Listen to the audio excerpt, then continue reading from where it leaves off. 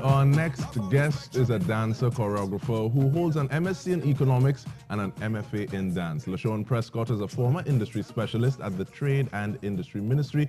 She's currently the artistic director of Elle NYTT, where the company is getting ready for a show that celebrates 10 years. Now, I'm wondering though, after saying good morning and thank you very much for being here, is Elle more a performance company or a school? All right, well, good morning and thank you so very much for having me. So Elle is actually both. We have a performing side, which will be featured, as you said, in the show. And we also have a school. We run classes in Curep, Cascade, and in Marval right now. And then we also have a branch in New York.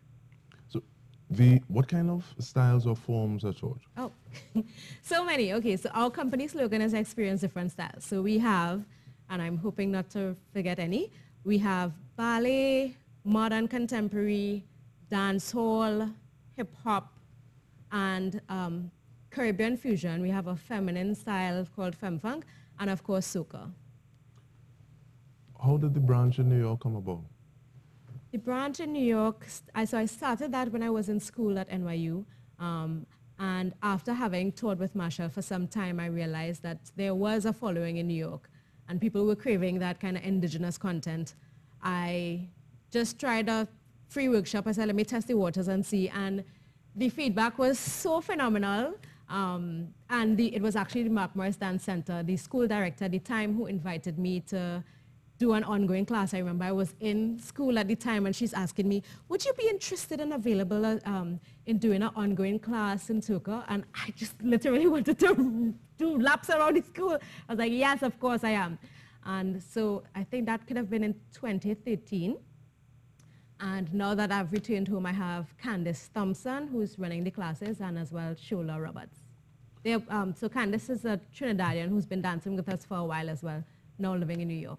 Now, we started off with a clip/video of a workshop that happened in Australia. Okay. Now, take us from Trade and Industry Ministry to being able to have such workshops. So while I was at the ministry, that was the time that I was touring with Marshall as well. And it became a bit of a challenge to manage both. And I took the decision to leave the ministry and go into dancing full time. It used to take a lot of time off from work when I had to do the tours and stuff. And since then, I've been getting people, they would comment on my videos and say, hey, we'd love if you could have this workshop in Atlanta. And so I did one of my first workshops outside of New York was in Atlanta. And then I had interest in London. So the Australia came about because there's a particular group of people, Jamie from Australia. I swear she's a Trini at heart.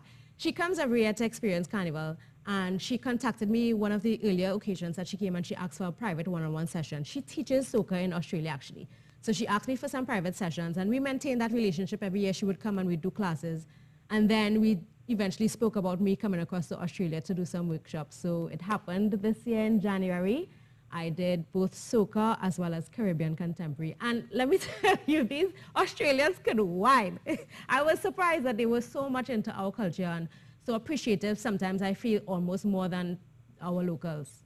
With that in mind, and you say that Jamie actually teaches soca, I want you to answer the person who says there's nothing like choreography for soca music. It's just a whine, you just do a thing. And we do that against the backdrop of a piece of choreography that you did for M1's Action. Oh, it's early morning. Early morning.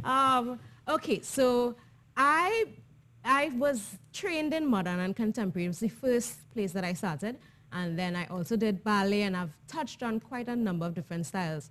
So when I choreograph, I take from the techniques and the structure of those classes and realize that we had something very unique to offer in doing soca, offering that to the wider international community. I feel like, you look at classes, shows like So You Think You Can Dance, and you see dancehall being appreciated worldwide, and I feel like we could get there similarly with soca. So I have tried, and it's a work in progress to structure our soca classes similar to how I would do my modern contemporary class. So there's an official warm-up going through, you know, making the body limber and ready to perform. And we would teach choreography. So for me, soca is not only just about jumping, whining, waving. I do believe that there can be different moves. Actually, I want to take that and segue into another project that I'm working on, which is Soca Fit. It's a fitness regime using soca music and dance to get fit in a fun way. That's, you know, some people are not open to just going into the gym 24 hours. And when you dance, you kind of feel like you're not actually working out. So we started the Soca Fit project, which uses soca dance in particular. And similar to how you would have moves in dance. So like someone says the willy bounce and you know what the willy bounce is. We're structuring it in a way that we have names of moves that will be soca that people will be able to affiliate. So you're saying it's starting to codify the thing? Yes. We started this, so it's actually the two directors of Soca Fit, Lisa Wickham and Sheldon Felix, and they approached me a few years ago. I wasn't able at the time, and then I was in New York, and then they literally waited till I came back. So it's been something that's been working on for a while. We have a test group that we're working with to track the progress of how does it affect their physical fitness and health over a period of time. That Soca Fit program, actually Jamie was one of our first international Soca Fit coaches certified. We do have a training program for persons who would be interested in becoming Soca Fit coaches. We're doing a next series of training actually at the end of June. People could go onto Soca Fit's social media to check out, to get the information. It's spelled SOKAFIT. The show is airing in Barbados right now. We're really looking at expanding to take this as a worldwide dimension, just as much as Zumba is accepted worldwide. Work in progress, 10 years on, Elle Best. Ooh, 10 years. Yeah, so the show is Elle Best. It's called Elle Best because it represents the best of what we've had over the 10 years. And I'm looking back at all these works, and you know, when we were in the initial planning phases of the program, it was very difficult in choosing which are the actual pieces that we're going to have featured, because we've had so many brilliant choreographers working with us over the years. I'm going to mention some of the names that are working with us for this production. We have Rondalou Samuel. She's like, you know, she's been in the industry for a while. Anika Marcel, Adrian Daniel, hip hop. We have Shakir Griffith in dancehall and soca. Candice Howang Joseph, Carrie Ford, Nicole Nawani, Vishani, Tevin Daniel. We have like a lot of people bringing their skills and their expertise. We have, I believe, some of the top dancers in Trinidad and Tobago. I'm going to say that because I do believe we have some of the top dancers. And then we're also featuring some of our student performers, some of the best that we've seen in the classes, to give them the opportunity to segue into the performance aspect of their career. So you've been in boardrooms and you've been on stage with Marshall and Pitbull. Sometimes people say that's not possible to mix. How do you answer them? Well, it's very interesting because, you know, I go from on one end wearing a jacket and going into a board meeting, and the other end wearing a little hot shorts and winding up on stage. And I feel like it's necessary to be able to, like in Trinidad, we have a way of, you can be in the suit and tie and then you can go and free yourself up on Carnival. And a lot of people have that multi-dimensional aspect of their personality. So I feel like it was not that difficult actually to do. No, in terms of taking risks and saying, okay, well, this is something that I want to do. When you said you were going to leave that job at the ministry, did you have people, what did your support circle tell you? Was it, you're living a good government, what? I got that a lot. And so it was difficult, especially, you know, you're hearing these negative things coming at you. And because the job was a pretty decent job, I was very comfortable where I was. But the most important persons to me at the time were very supportive, my parents and my sister. And they said, you know, at the time, you know, your girl have her own apartment in Cascade and stuff. And I'm telling, you know, speaking to them, saying, I'm not sure how this is going to work out. My mom said, fine, you can come back home. We will give you a little $20 when you need to buy some cricks. Like, we'll support you through this process. I didn't know how it was going to work. It was a huge leap of faith. And I did not fall down. to date, I feel like I've been successfully able to have a career fully in dance, and I know that a lot of people in Trinidad wonder, okay, performing arts on the whole, is this something that you could have you could sustain yourself off of? And I'm here to say a resounding yes. Now, in terms of blazing that trail or being one person that people can say, well, she's doing it, possibly I can, and just raising the level of possibility.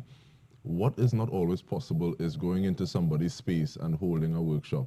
People are very selective and saying, okay, well, I want this person, I don't want this person. Seeing that people reached out to you and allowed you, actually asked you to come and do that, do you feel a responsibility to do that as well?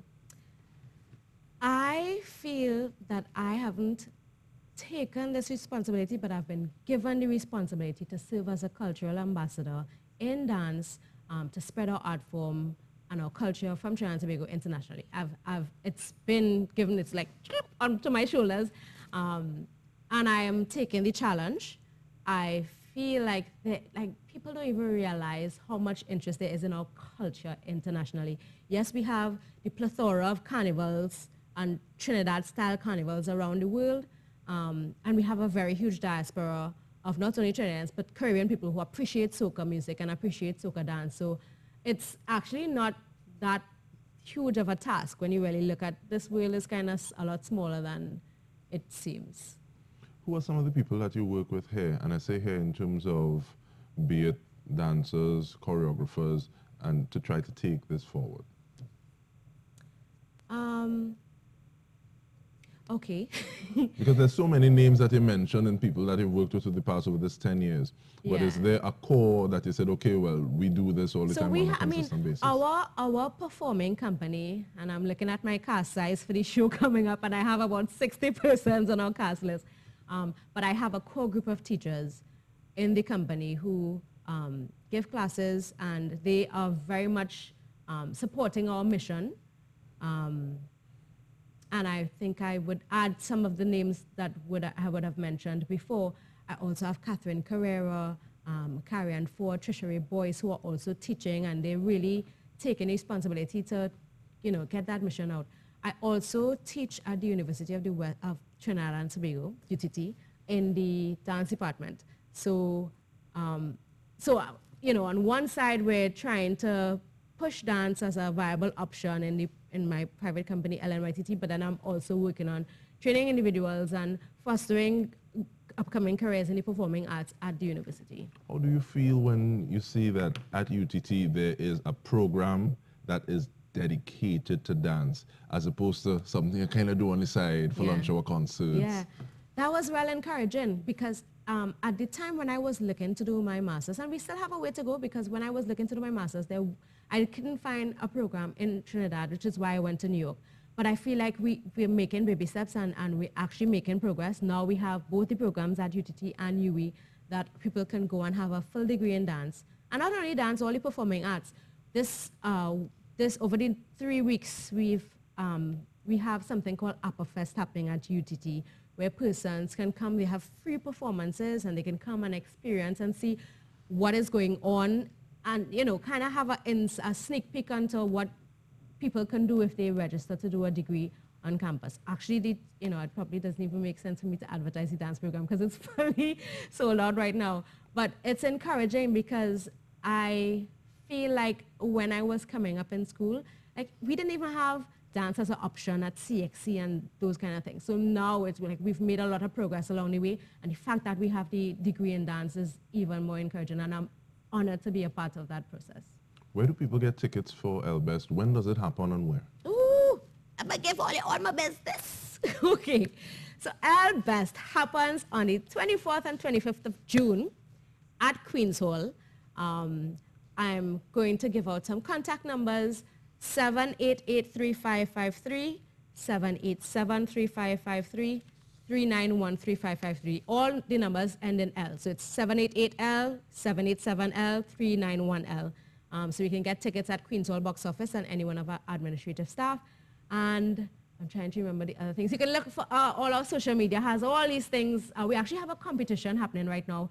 Persons can win up to 10 tickets to come and have a sneak a preliminary view of our show, because we do have a media night and specially invited guests, which I'm going to hope that you're going to be able to join us on the Friday.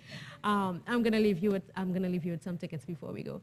But so the Friday night is for specially invited guests and media, and 10 persons will be able to win these tickets. So we have a competition running on our social media that persons can, and it's very easy. Just put a, I will be at LBest 2017. You can check out our social media.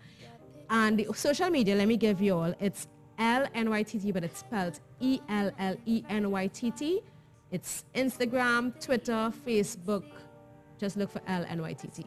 Is there an age that is a cutoff point to start dancing? Because looking at preparing for this conversation, I realized that you started dancing at 13, which is the same age that Misty Copeland started ballet. But 13 is actually late for a dancer. A lot of persons join their kids in at 3 years old. So I was late in the whole scheme of things, but that's fine. So at Elle, we actually have kids from 3. I always use this example because I had a lady who was in my class and religiously coming, and she was 60.